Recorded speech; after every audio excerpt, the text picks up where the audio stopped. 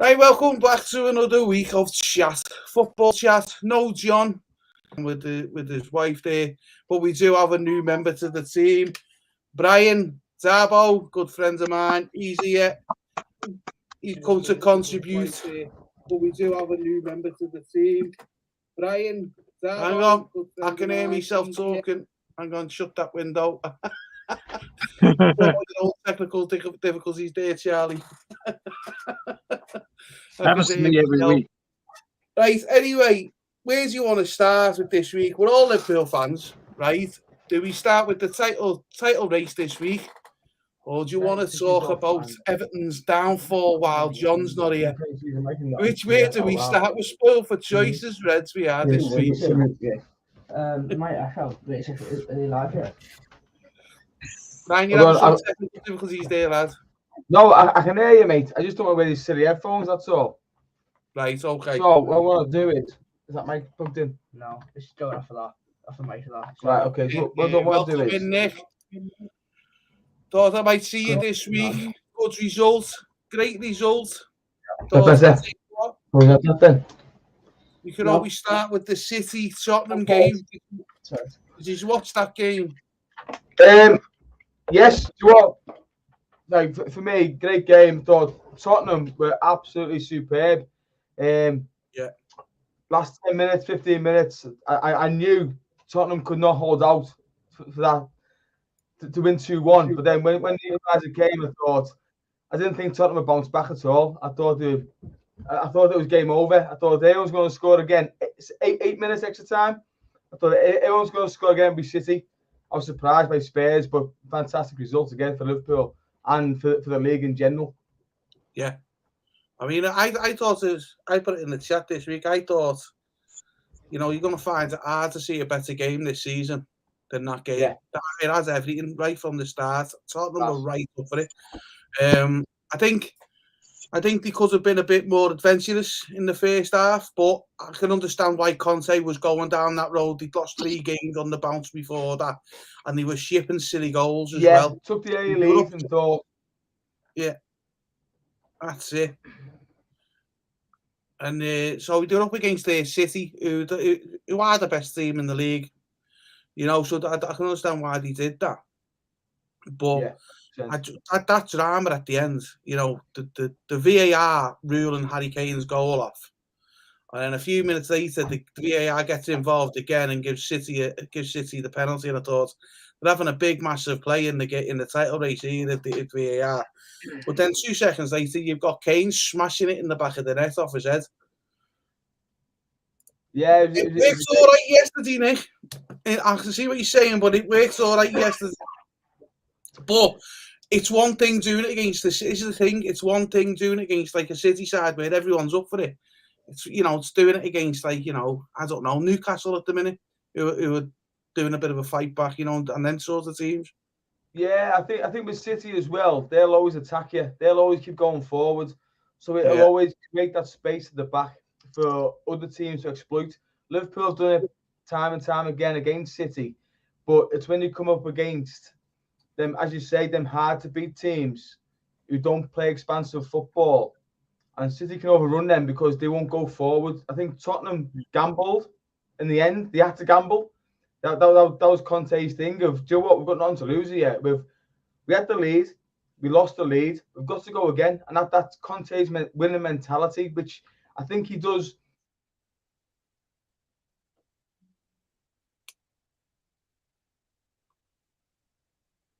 He's either froze or he's doing a really good impression of someone who has froze.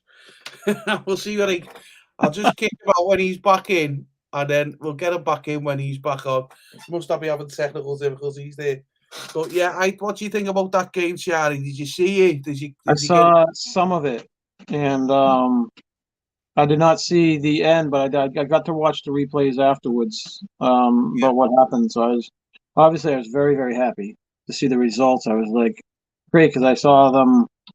I saw the early parts of the game where City were all over them, and I wasn't expecting Tottenham to win. I was hoping for at least for Tottenham to take 2 points from them, for them to share the points, and because I was running around like crazy yesterday, and I was very happy to see the results and to see Kane scoring. Of course, after I got him off my fantasy team, now he starts scoring and stuff, and yeah. But yeah, I was happy to see Tottenham pulling off. That was one of the teams I was hoping. When you're looking down the fixture list for Man City, I was thinking that's one that could get some points away from City, and there's a few others that I think could happen. Still to come, but now the title race is definitely on, but Liverpool has to be perfect too. And that's hard to do. For any team to keep on being, to win the rest of the games, it'll be tough. So we're going to need even more help, I believe, before the end of the season. Especially with, I was expecting Villa to take points, although they're not looking too great the last couple of weeks. But yeah, I was happy to see this result for Tottenham. It's like I'm sure Nick was very happy. Although he's still an unbeliever. He doesn't believe it. I don't know with our friend Nick. They win against City, and it's like he's still coming up with some of his glass half full comments. But I'm going to agree with what he said there as well. Nick is Bentancur was different gravy. He was good. But I thought Kane had probably the best game of his season for Spurs. Spurs this week, in this season. Welcome in, Raymond. Hope you're enjoying the show. So Nick didn't even watch it. You probably couldn't bring yourself, could you, Nick, to watch it? But I'll tell you now, I think more Liverpool fans were probably watching that game than what Spurs was. Because we're all wanting City to trip. We've got to trip because, like you say, we've got to have a perfect season, and City can't have a perfect season for us to win the title. But we're now going into the game in hand against Leeds, which is a massive game. We've got to win that. Like you say, it's got to be a perfect game. It's losable. It's easy to drop points in that game on Wednesday. Yeah. But if we get the win, we're within 3 points of City, and then we got the League Cup final next week. But just sticking with the Spurs thing, I thought having the 3 losses that they had. And like I said last week, I had Spurs looking like favourites to get into the top 4, but last week that turned on its head. Then Arsenal got another win again this week before they played. So really, Tottenham, if they got any real aspirations of getting into that top 4, they had to win that game as well. It was a game they couldn't afford to lose. Yeah, I think a draw might have been all right for them, but the win just sets them up brilliant, because to go to City, even for a team who sets up like Liverpool, to go to City and get the win is a massive, massive achievement. You all right? You back in, Bri? There he is. Yeah. No, don't start. Don't start. That's. I can see him breathing. Yeah, that's how I felt last week. It was my internet wasn't working. Yeah. See, I knew you were joking on that one, Brian. I can see you breathing. Yeah. What a gent. In there, Brian, while you've been off, we've just been touching on the Tottenham game and stuff like that, which you were getting into, and how much of a big win it was for Spurs and for their top 4 hopes. They had to win, because I was saying last week, Brian, that I had Tottenham as favourites until last week to get in the top 4, because they win all the game in hand and get all the right results. They just naturally fall into the top 4. But with the run that Arsenal have been on, and they've been, Arsenal turned it round. That game was a massive 3 points for Spurs, really, really big. Yeah, mate, I totally agree with you. And I don't know whether you caught the last of what I was saying before I got cut off. I thought any other team there who got back to 2-2 would have took that. They would have took the 2-2 against City. Yeah. But Conte's winning mentality, his drive, and everything he gives to that to football means they don't do that, and they never ever sat back and thought we'll accept that. I think at 2-1 they sat back and accepted we'll win this game, we'll see it out. They were never going to see it out with 15 minutes to go, with City putting the pressure on. Never. And I always thought the penalty was coming. I didn't know how it was going to come, but I did think either someone would go over in the box or there'd be some mad decision to go against Spurs. But as soon as that penalty came, they never conceded. They just thought, well, we'll dust ourselves down and we'll go again. And that's Conte's winning mentality. And that's what he's brought to the Premier League for me. I think he's a great manager. I think he's up there with Pep, with Klopp. I do. I think he's a fantastic manager. I think he's better than Tottenham, if I'm honest with you. I think he should be. I don't know. I think he's best in Tuchel for Chelsea. I think he's got that winning mentality. I really do. And the thing is, Brian, Tottenham are a big club, aren't they? At the end of the day, they are a big club, and I think now we were talking a good few weeks ago with Nick, who's in the chat there, Brian, as well. He's like, right, what's the problem? This was when just before they got rid of the manager. And you say, wait, what's the problems? There was more than just the manager. So they got the problems at the top. We were discussing that. We were saying, and Nick was chirping in and saying, it's Daniel Levy. He's not the best for the club. He's not doing everything great. But if Tottenham could sort that out and then give the manager the backing, Brian, they're a London club. You know what it's like. London clubs will attract the best players anyway, simply because 100%. And Daniel Levy has backed the majority of managers. Don't get me wrong, Daniel Levy is renowned for being tight on his purse strings. But there's a reason for that, though. Yeah, he's not going to have his pants pulled down by anyone. He's a businessman, and he's a very, very good businessman. Think of the players he's brought in. He spent money. Don't get me wrong, he spent money. But he's been stringent with his money. He doesn't break that salary cap. He never does. So you've got to give him a little bit of credit for that, because he's kept the players there. He's brought in a very, very good manager. Tottenham are a big team, Steve. I agree with you. They are a big team, but they're also not quite there. There's something missing. You're right. There's something missing. And don't get me wrong, Harry Kane, for me, I think he'll go in the summer. I do. I think he'll go for pastures new. I think he'll go for, and this is going to sound horrible to Nick, but a bigger club. So City, United, Chelsea is a bigger club than Spurs. They've got more money, they've got more success, but are they a bigger club than Spurs? Because they've got a stadium that's all 30,000, 40,000 people, and they can't fill that every week. Man City. Yeah. Man No, City mate, they're not a bigger club, mate, but they've bought trophies. Yeah. So they're challenging for the league, the Champions League every year, and that's what Harry Kane wants. He wants to win trophies. He wants to be a success. And unfortunately, I don't think at Spurs he'll get that. I really don't. I don't, because Spurs, as good as they are, and they will challenge any team in that top four. They will challenge, but they will never ever be league champions or Champions League champions, because they just haven't got that final push. And that's because Levy won't pay the big bucks for the big players, the world-class players. And they bought in Steven Bergwijn, fantastic player in Holland, but had we ever heard of him? No. So that's the level of the player now. Son, great player. We hadn't heard of him before he came to England. You know what I mean? It's like Lucas Moura, another great player. But then they're signing players like Ben Davies and stuff. He's not a world-class centre-half or world-class full-back, where Man City, Liverpool, Man United, goes as far as Arsenal, won't be challenging to sign him. They won't be, because he's not a world-class player, and that's where Tottenham falls short on the salary cap with Daniel Levy.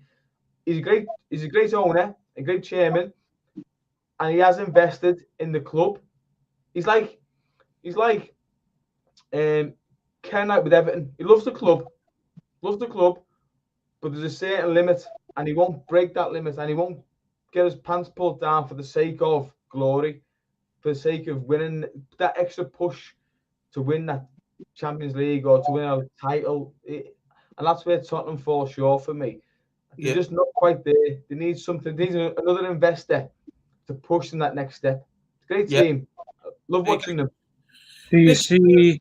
Brian, Do you see Harry leaving the Premier League though? No. No. So what other team would want him as a forward though? Like Man City's already up top. You know, do you think do they need Harry? Because he was going to go to Man United, but we know they're a worse mess than Tottenham. Oh, I think the average is brilliant as well. Yeah, I think over time going from Tottenham to Man United is probably a step backwards at this moment. I would have said. And who else is left? And I say that not because the two squads are astronomically better. The one's better than the other. I say it because of what Brian touched on before. Conte's at Tottenham. He's a brilliant manager. You give him the back and he's going to take Tottenham all the way to the top of that table. And like we were just saying there, Nick's agreed with you there as well, Brian. And this is something else we spoke about. Tottenham got to the Champions League final against Liverpool. And then what did they do after that? They didn't invest. They didn't do. Now, we're all Liverpool fans in this room today, right? And we know what that feels like when you get to the cusp of getting the trophy, the prizes that you want, and then the owners don't back it up. We had it with Gerard Houllier. The owners didn't back him up when he was getting close to winning the title. Same with Benitez, and then the same with Rodgers, yeah. It's only since FSG and Klopp really that Liverpool have started turning the corner and started looking like winning them trophies, and has actually won one at last. But to be fair, Stephen, and when Liverpool won the league, won the Champions League, won the league year after, Liverpool did not capitalise on that. We didn't. That closed season, that summer, when you're league champions, that's your opportunity to go and buy the big players. So you try and improve when you're at the top. You don't try and buy to get to the top. When you're at the top, you're the cream of the crop, and everyone wants to come to you because you're the league champions, you're the Champions League winners. We never done that. We stayed the same and we kept the same squad. And I think that lack of investment has stopped us from challenging again and again and again. We challenge. Don't get me wrong, we're still in. We're still challenging, and if we win all our games, the league's in our hands. I get that, but we went from league champions, and we didn't go again when we should have, because that's what City do. That's what you guys have done in their time when they were dominating the league. That's what Arsenal done when they were dominating the league. Invest while you're at the top. Don't try and buy yourself to the top, and that's the difference I thought with Liverpool. Yeah, it's weird because Liverpool got to the top by not spending silly money anyway. The academy, not silly money, mate. Not silly money, but investing properly. But when we got to the top, it's not about spending £100 million on a player. I get that. It's about spending £30-40 million on the right player. Or if it is like Virgil van Dijk was 75 million, right? He was the right player. Alisson, he splits the Liverpool camp right down the middle. Alisson, some Liverpool fans love him, some Liverpool fans hate him, like Brian.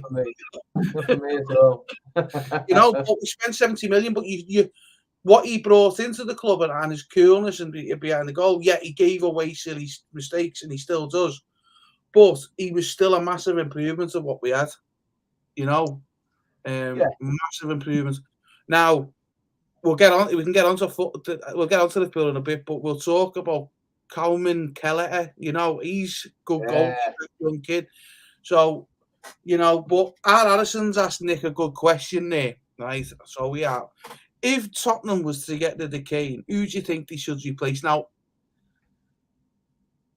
Nick's come back with Haaland, because he's an old school centre forward, big and strong, and he's proven to be still young, right? If Harry Kane goes, he's going for 150 million quid. There's no way he's going for less than that. He's going for 150 million quid.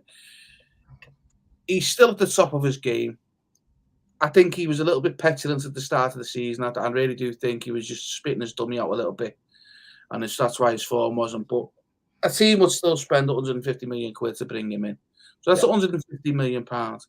You'd like to think then Daniel Levy will go, yeah, here's the 150 million pound, go and replace who it is. Now Haaland, who Nick's saying is he's going to cost somewhere around about that as well. You know, you're going to need about 150, 160 million to get Alfie Haaland, I think. Yeah, agree. Would Haaland go to Spurs? No. Well, they're at London. They offer the Conte. It's not just this is it. You got Conte. Well, why wouldn't he want to go and work with Conte? I get the Conte thing. I really do.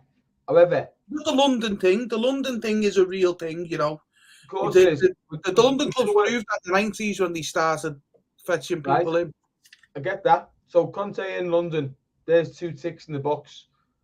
It's winning titles is ultimately what every player wants to do. They want to be successful. They want to win trophies, and that's it. That's the football is a very, very short-lived life, and you want to make as much money and win as many trophies as you can. So we go back to what we were before with Daniel Levy breaking the salary cap. Would he do that? Probably not. You know what I mean? So straight away, the wages that Haaland would demand and the wages that City would pay, United would pay, don't stack up for Tottenham. Tottenham, I get you the London and Conte, 2 massive ticks in the box with me. I think it'd be great. I think that'd be a great fit for Haaland. I really do. But I just don't think Daniel Levy would break the salary cap for the money he'd demand, but Man City would at the drop of a hat. However, if Harry Kane goes to Man City, then maybe Daniel Levy will be forced into a position to do that. I don't know. There you go, and that's what Nick's saying. You know, there's no such thing as this anymore. Players will look at how they're playing now. You know, you're only as good as your last season, and you know what you did, right, Nick? I think you've got to. I agree with Nick as well. I think Champions League for 90% of the players comes into it. It's so. If you're in the Champions League, then you're not going to attract the big players because you want to play on the biggest stage you can. And for them, Champions League is the biggest stage. You know what I mean? It's like you can win the league, but if you're not playing Champions League football or you're not challenging, then all you are is another team in the English Premier League. You know, and you can Newcastle, for example, then richest team in the world. Okay, is Haaland going to go to Newcastle? No, because they're not in the Champions League. They got no interest in him. He's got interest in them. So it's a double-edged sword, really, of what the player wants more. Does he want money or does he want success? And sometimes they go hand in hand with Man City, for example. They can get the both. Or go and join Newcastle, get all the money in the world, but be an absolute middle of the range club. I saw myself from swearing there. no, just Nick's comments, you know, if it was about City, these top players would join Forest and Ipswich. Yeah. What's your thoughts on it, Charlie? What do you think, mate? Do you think, you know, would it be a good thing for Spurs to get rid of Kane? You know, would he, you know, as long as the money was invested right, I suppose. But if Spurs can get 150 million for Kane, I say do it. Do it now. Do it fast. Just sign it today. I don't think he's worth. Me personally, I wouldn't pay more than 100 for him at all. I think he's overrated, especially since looking at him at the beginning of this season, he was so if they can get 150 for him, get it as soon as possible. I think Son is a better player on that team. I like his energy, his willingness to make the extra pass for other players when he could have easily taken that shot himself. He passed it, you know, to the new guy who scored his first goal for them, I guess. And I like him a lot better than Kane. And I think if they can get 150 million and get, I'm of the thought process of bringing the younger potential guys than established 28, 29-year-olds. I'd rather see them go after like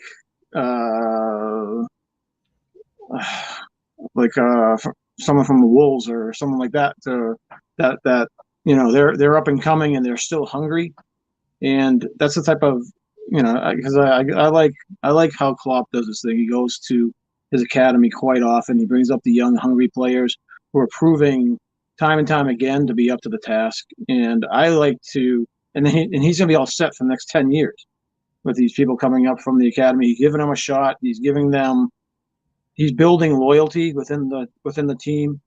And I think they could spend 150 million that they get for Kane. They could spend it a lot more wisely than spending it all on like one guy, like no matter how good he is. I don't like spending that type of money on one guy. It gives the wrong message, and I don't. And what if they bust? What if they can't handle the pressure? What if they can't handle, then that's 150 million out the window. I'd rather spread out the pressure on a bunch of smaller potential players that don't feel that pressure, so they're not under the gun, so to speak, in their heads, so they don't have to perform as well. Once you put a 150 million price tag on a player, that does something to your head, no matter who you are. We've seen it with Coutinho. We've seen it, whatever. They go to other places and I think it's too much pressure. They can't handle the pressure. And then when you take them out of that pressure and you put them back into a regular team, then they start performing again. So I'm not a big proponent of hiring big ticket players. So if they can get 150 for Kane and bring in some, $350 million players that are really, really hungry and younger, I think that's more the Tottenham I see.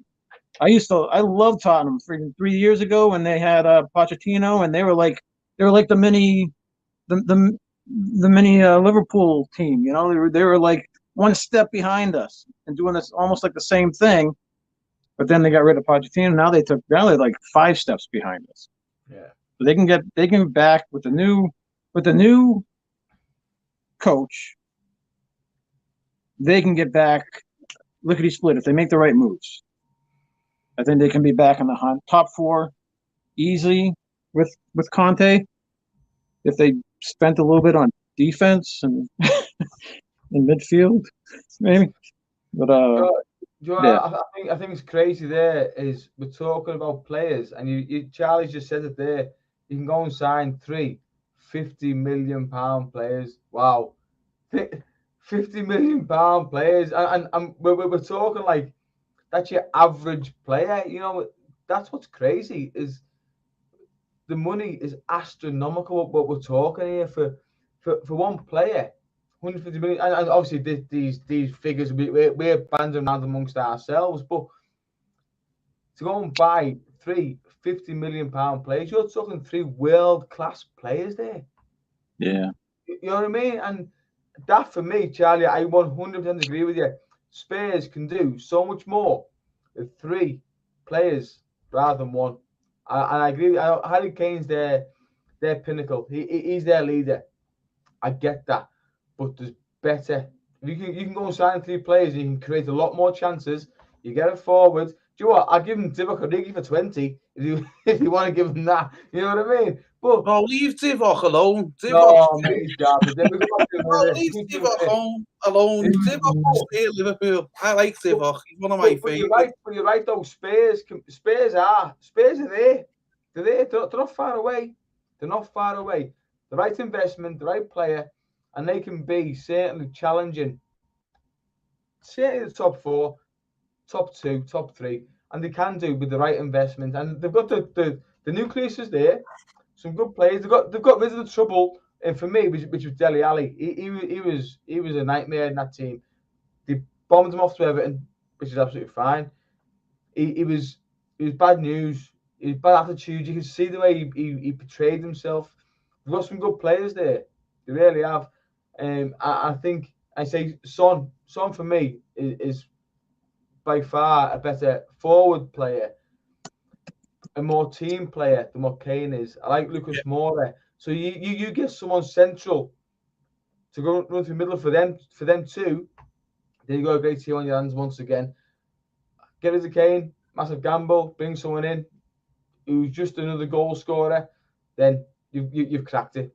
And it hasn't got to be a £150 million player. You're right, it hasn't got to be. All it's got to be is someone who's hungry, so knows where the goal is, and they want to play.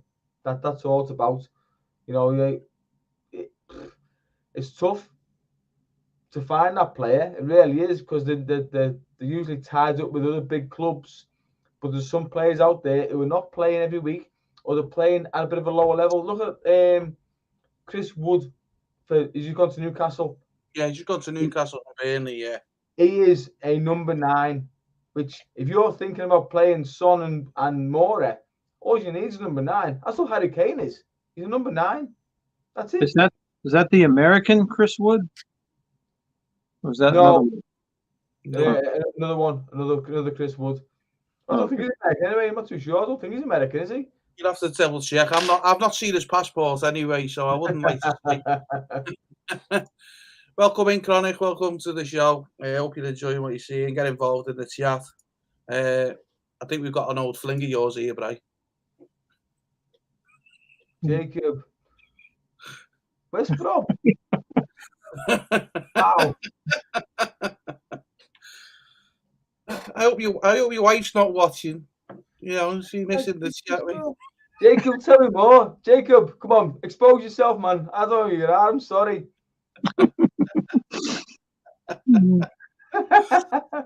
Yeah, what's the thing of that from Nick? Delhi was a prime example of too much, too young. 100%. 100% agree. And do you know what? That's what the English team, the Premiership, that's what it's guilty of. We done it years ago with Scott Parker, if you remember rightly. Yeah. You know, we make a bad habit. We're going to do it now, Declan Rice. We make a habit of it. Yeah, and I think Bowen, Bowen at West Ham, he'll be another one. Yeah. We've got to be careful at Liverpool with the young Harvey Elliott. You know, rushing him in too quick. You know, and you're right, we do it too much in this country, and then the whole country puts the whole hopes of them on for the national team. You know, so kids at 18, 19 are going into tournaments, in big international tournaments, and the amount of pressure them young kids must feel, because the press will be, you know, telling them, come on, you're the next great thing, and there's a load of hope. I remember Michael Owen as a kid, when he went and played, I think, what was it, Euro, one of the Euros, no, can't have been Euros. No, it was World Cup against Argentina. It was the World Cup, because it was that goal against Argentina. Yeah. You know, I mean, he seems to deal with it all right, Michael Owens, you know what I mean? But there's going to be... He was an exception. He was an exception, I think, Michael Owen. Think back to Theo Walcott. He was 16, 17 going to that squad. You know what I mean? We've done that with him. We've done with Wayne Rooney. We put the hopes of the nation on his shoulders.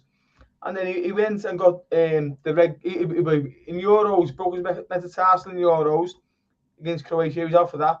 And then the stamp against Portugal, he was out for that. David Beckham, mate, we constantly put the weight of the country on one person's shoulders, a young kid's shoulders, to carry the nation to a big tournament, and they don't succeed, and the world turns against them.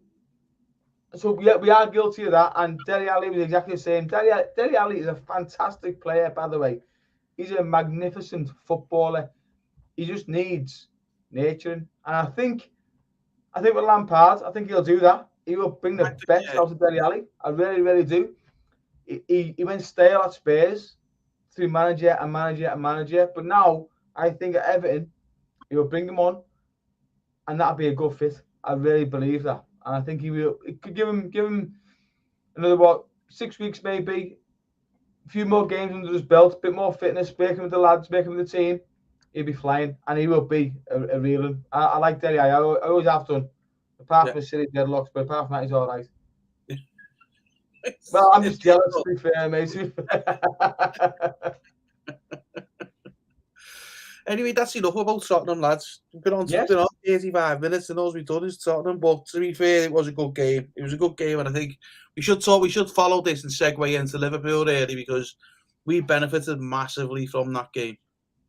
massively because we need City to drop as many points as they can possibly can, because at the minute, Charlie said it before, we need a perfect season to win that title now. From here to the end, we need to win every game. We do now, yeah. Yeah, and to be honest with you, if we win every game, we're then relying on goal difference. So it's not just about winning every game, because if City only lose one more game, which is against us, that puts us on level points at the end of the season if we win all our games. So it's going to be down to goal difference. I'm kind of hoping City drop points, next week and stuff like that. But we'll see. I do believe that we won't go the season unbeaten. Liverpool or City, we will drop points at some point. I do believe that. As the season goes on,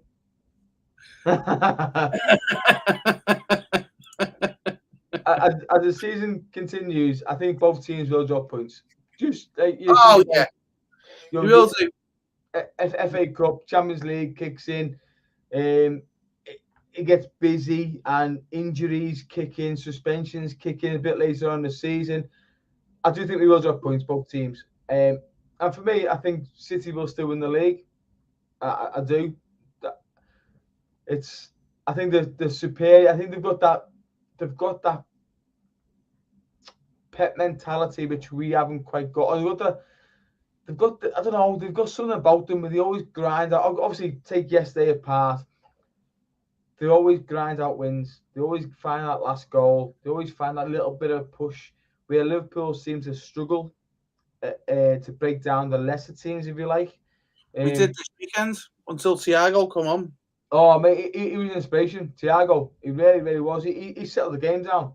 He settled the game right down and picked the passes and made a difference for me. He really did. And I thought he was class. That's his game, though. Is where you got space on the pitch to come get the ball and play the ball. That for me is Thiago's game. It's not high impact. It's not tackles flying in left, right, and centre. Norwich are a decent football inside. They just haven't got the quality.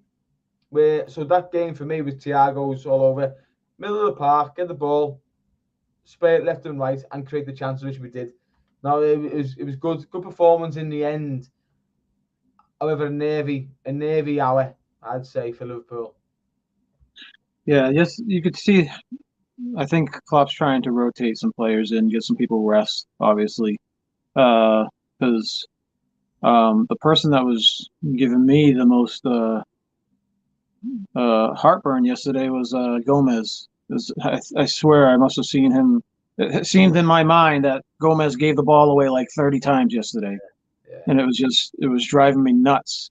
Between him and Keita, my wife, bless her, she had to put up with all my commentary, but I was screaming at the TV saying, "Take Keita off, take Gomez off." They're just giving the ball away. They're too slow, a step too slow, and then when he brought the subs on, I was like, okay, I like that. So I was like, oh, and I was like, no, I should have taken Keita off, and it was just irritating me. And I think that comes, Charlie, with lack of game time. I get why he's done it. It's not they are not. They shouldn't really trouble us.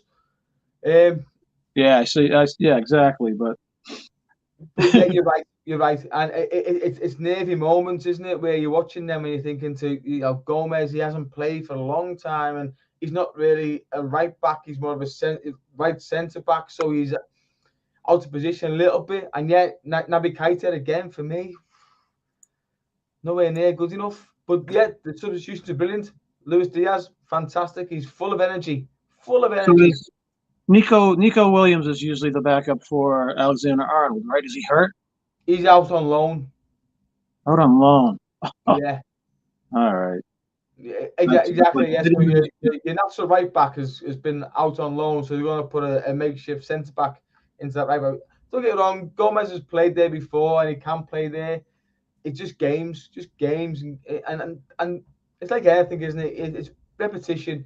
If you play there all the time, you get comfortable there. Yeah. Yeah. However, I do think Trent needed a rest. That was probably the right game to rest him. If I'm honest, we've got Yeah, Leeds. definitely. Yeah. So yeah, why not give the lad a rest? And same with Robertson as well on the other side. Them two lads put so much hard work in that it goes unnoticed. They're all fair and well for the assists and getting all applauded for that, but the back and forward. And I think there comes a time where they get leggy as well and they get tired, and you think, yeah, now it's time for a rest. And Norwich was probably a perfect time for that. Don't get me wrong, if we didn't play someone a bit better off, they would have played. 100% they would have played. But you saw the drop in the quality from Alexander-Arnold to Gomez, especially when it comes to crosses in the box. Gomez was useless. Gomez was useless for crossing anything into the box, and you could tell after trying a couple of times he was junk, and then he actually stopped even trying. He was just passing the ball away, hoping that Endo could put it in the box. Or something. It's like he's not he's a centre half, is the Gomez. Yeah, that's where he's better playing. He's another one where we've just been talking about putting on too much too young.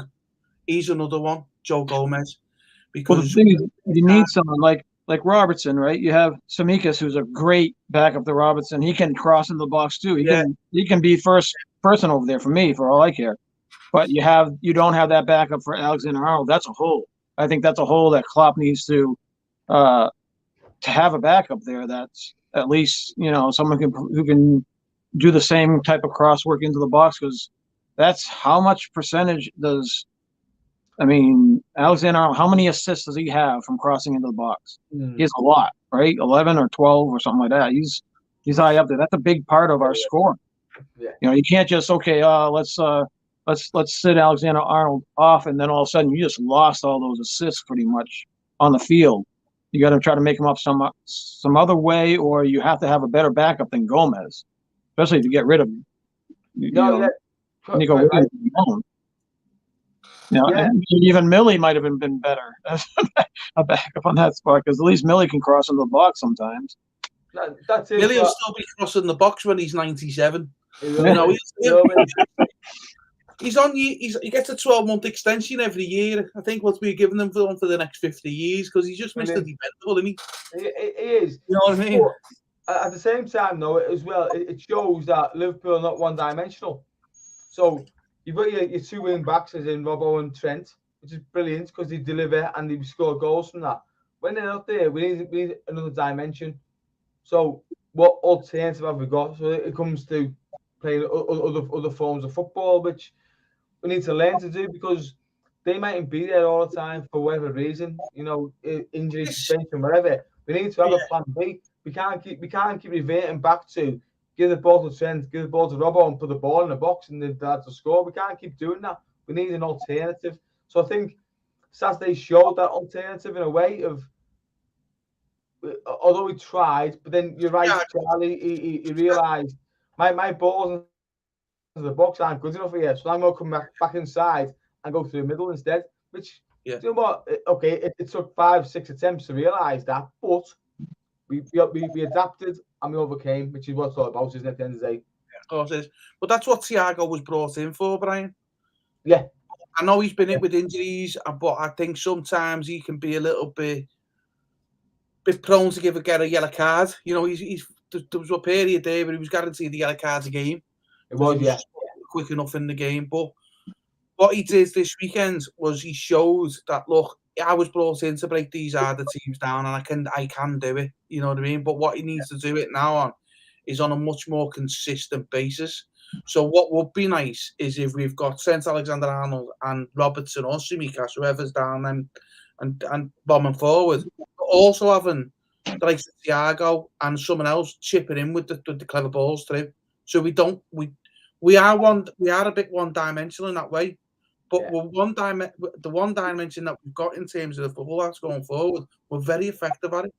Teams don't know how to deal with it.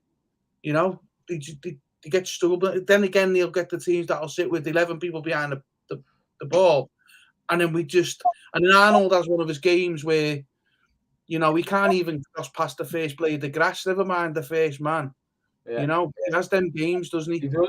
So we need that extra dimension, like you said, Brian. And Thiago does bring it, but he needs to do it on a more consistent basis for me. You know what I mean? That's where I think he fails. Is his consistency. I don't disagree, mate. I don't. I think he's a fantastic player. That just heights us, that, Nick. Listen, we're not all 6'5", Nick. Come on. No, mate, you're right, and we need that alternative, and we had it with Coutinho in a lot of ways. I'm not saying Thiago's the same as Coutinho; he's far from it, but he can find that pass.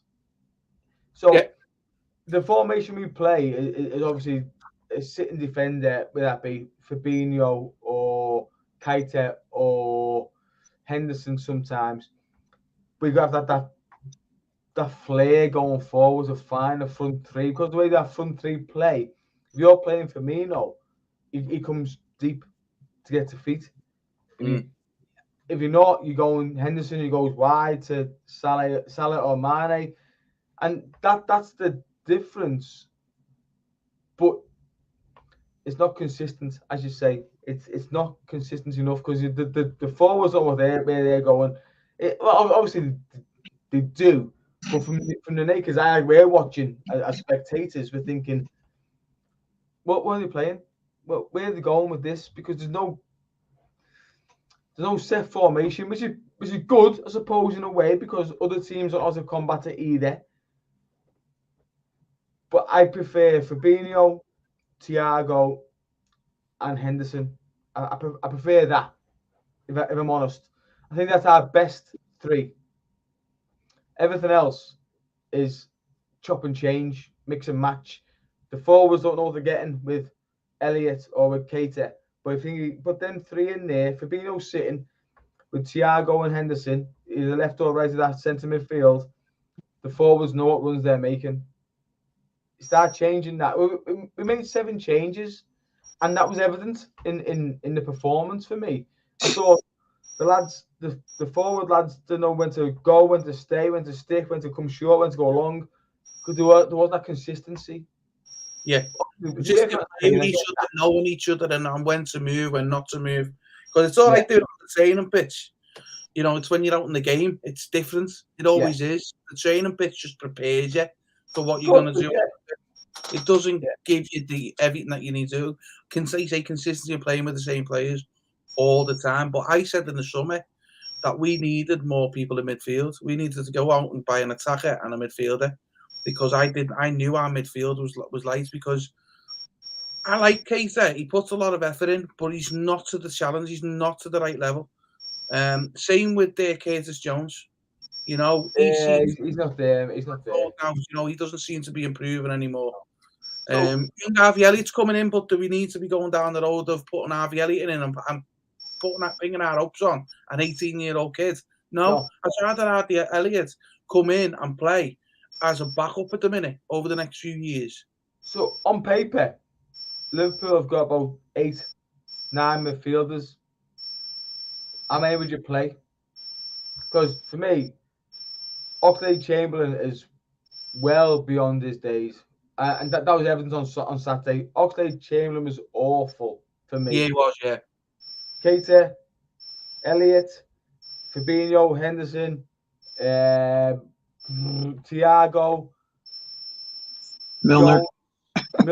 There's 8 without even thinking about it. So, you know, how many of them? You can only fit 3 into 8. You know what I mean? So you go your best 3. So them other ones, I think Chamberlain last season for me, he's got to go. He's never ever recovered from his bad injury, and before that, it was fantastic.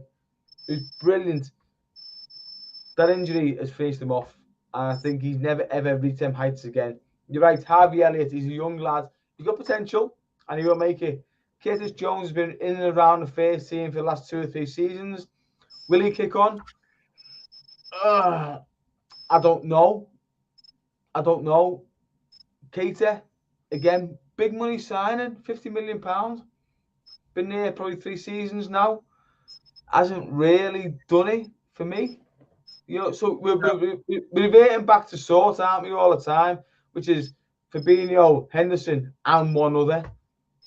This is now Thiago. You know what I mean? So you're right, Steve. I think we need to strengthen midfield, but strengthen in the right area, but we need to also offload probably 2 or 3 of them players because yeah, we can drop off if you're gonna offload them now, so that way they're gonna be backups, but they're gonna be learning and they're gonna be hungry. And when Henderson's ready to, retire or whatever, then we have a stand-in right away. That's someone that's used to the system and whatnot. Because again, yeah, like you said, Oxlade-Chamberlain, I don't think he's good enough. I don't think Keita's good enough. no. And Jones, I was hopeful. Some of those games he did really, really great, but then he's been slumming it the last, 20 weeks or so. He just hasn't taken that next step up. I don't know if it's lack of playing time or lack of confidence, or I don't know what happens on the training field. But yeah, I'd say do it sooner than later with replacing those guys. Yeah, I agree. I just don't think. I think the Premier League's probably a little bit too quick for Curtis Jones. I think great player, technical ability is fantastic. I just don't think he's there. And we've had these players before, Ryan Kent years ago, and never ever made it in the Premier League, but went to another league and done fantastic. And I think Curtis Jones could be something similar. Oh, drop down to the Championship, get 1 or 2 seasons there, and come back up again. Right, Wilson, went to Derby. Connor Cody's another one. Drop back down. Drop down the leagues with Wolves. He's gone to Wolves. He's a stalwart of that back team. No, brilliant. Back line. He's brilliant. Yeah. Because I remember him coming up through the ranks, and he was the captain, and he went and won the FA Cup, I think. And they were all singing how he's the great leader, and everything. I'm thinking, right, that's the future of the field. And then he just plateaued. He didn't even get to the first team. I think he had 1 or 2 appearances in the first team, and that was it. He was gone. That was it. But look how he's improved, though, Steve. He's gone from. He's now in England as national, effective. So I would have brought him back rather than sign Konate for me. I think he's a Premier League established player. So rather than spend money on Konate, don't get me wrong, he's a great player. He's only young, he's only 21, Konate. So, I'm not questioning Klopp's recruitment. I just think because we've got an established player, homegrown, back for a fraction of the price, maybe. I don't know. I don't know. It's English players, Brian, and they always cost more than the people. Yeah, you're right. Yeah, it's just the way. I don't know what it is. We as a country, we seem to just value our own players more than the people on the continent. Because the Premier League because of the Premier League, we know there's money there, so we can always inflate our prices because of that. They're in the public eye all the time. Who's heard of Konate before we signed him? I hadn't. No. You know what I mean? No. So we're going for steel. Obviously, the scouting programs worked well. They've brought in a great player. Yes, 100%. At a fraction of the price. If we'd have gone to sign Connor Cozy, you're paying 50-60 million for him because he's a Premiership England international centre half. So, yeah, I get why we haven't done that. 100%. You guys seen my pop socket, by the way? Playing with it all day. I mean,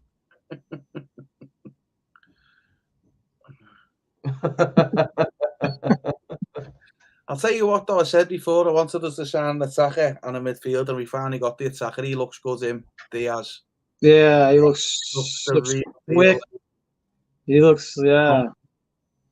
He's like another Jota. I love him. Hopefully he keeps it up. Yeah, and he got a goal, didn't he? And that was great to see. Yeah. The weekend was good. So, I'm glad to see him off the mark. But it's one of them then, isn't it? So Klopp's all of a sudden got a nice problem because Firmino's stepped up his game and got a good header. You know what I mean? Yeah. The thing is with me with Firmino, right? And I see people writing in the papers and stuff like that. And they go, well, it's probably the end of Firmino, it's the end of Firmino, it's the end of Firmino. But people who say that don't appreciate what Firmino brings to the team. They don't appreciate what he does, because even if you look at our high press, I think our high press is much better with him in the team.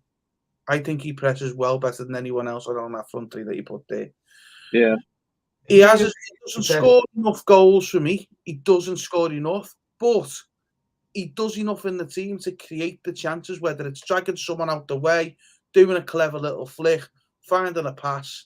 For me, he was always a number 10 rather than the number 9 anyway. But I honestly... Do you think it's the end of Firmino this time? Because he's getting on a bit now, and do you know what I mean? How old is he now? 30? He's got to be I think the front three are all knocking 30, aren't they? 28 to 30 between the two of them. I think it's the end of Mane. Yeah. I think Diaz will replace Mane, because the way he's been played, he always comes in from the left. That seems to be his natural position. Yeah, you're right, mate. Firmino is where goes unrecognised. He starts the press every time. Yeah, and that's what Liverpool have been based on the last 5 years under Klopp, is the press. He starts that all the time, and he drops deep. He defends from the front. He's brilliant at his job. Yeah, could he knock in a few more goals? Of course he could, but they all could. You know what I mean? Apart from Salah, but yeah. I think he has been brought in. I think he got brought in early. I don't think he was due to come in till the summer. Because Tottenham made a move, Liverpool had to react. I think he was on the radar to come in. But I think he's to replace Mane. I think he's going in the summer. That's my opinion.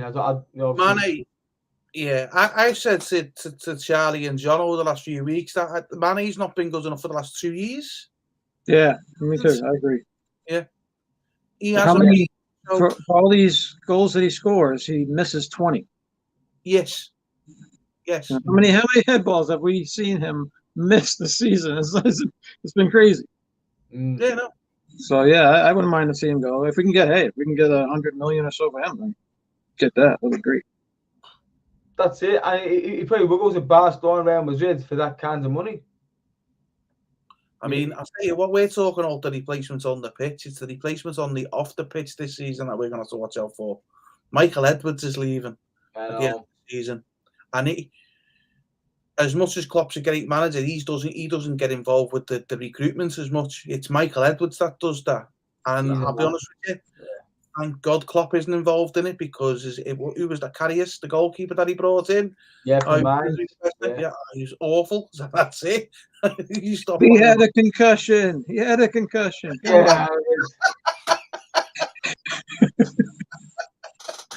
He was doing too many photo shoots for Vogue. That's what the problem was.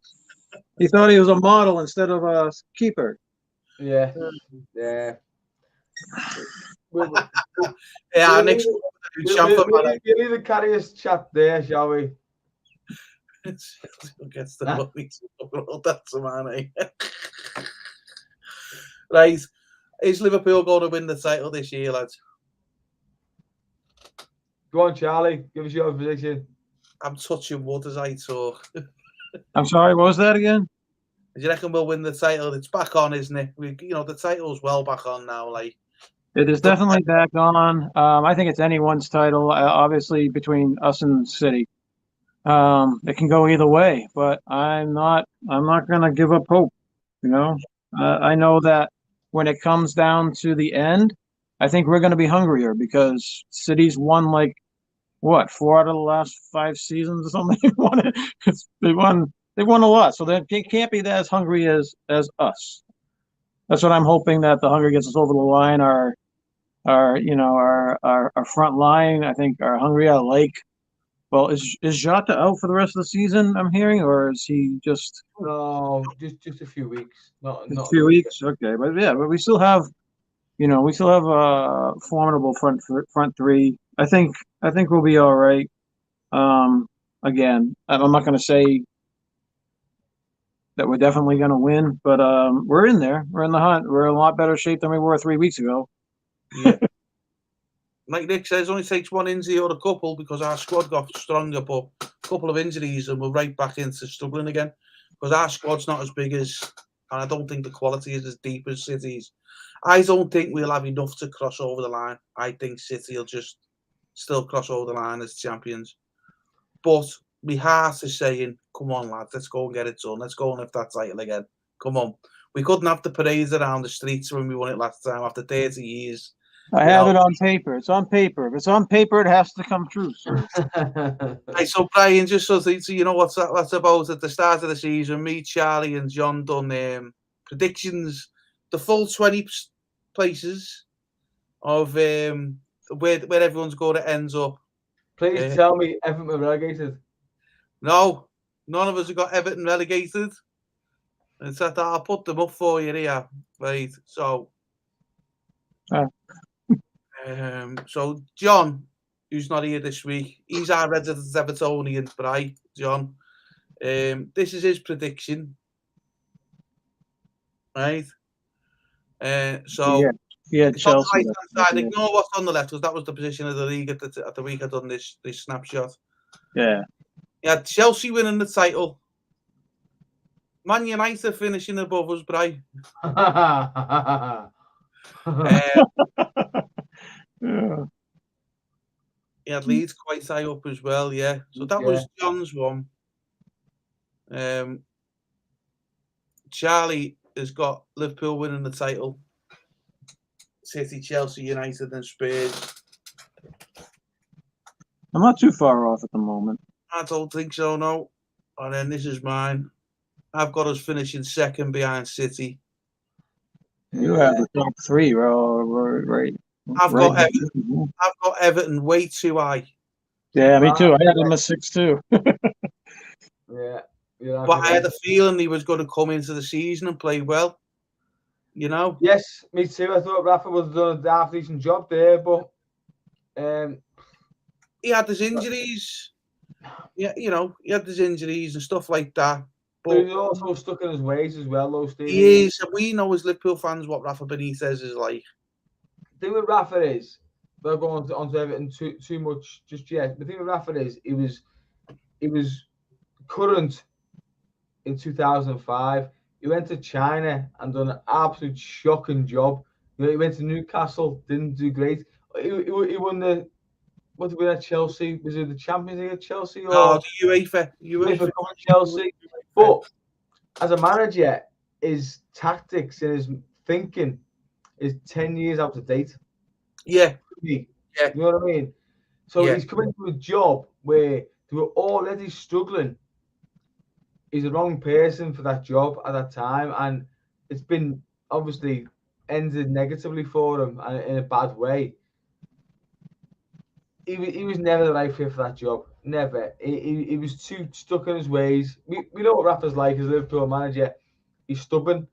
It's Rafa's way. And unfortunately, you can only do that if the players are on sides with you. It was too far out the game for me for that kind of out of the Premier League, certainly, to instill that kind of mentality, certainly into a struggling team like Everton. Good, Harrison. Harrison's disagreeing with you, lad. He's saying Rafa could do a good job. Right. Harrison, I agree with you. He did do a good job. He did a good job for us, not for Everton.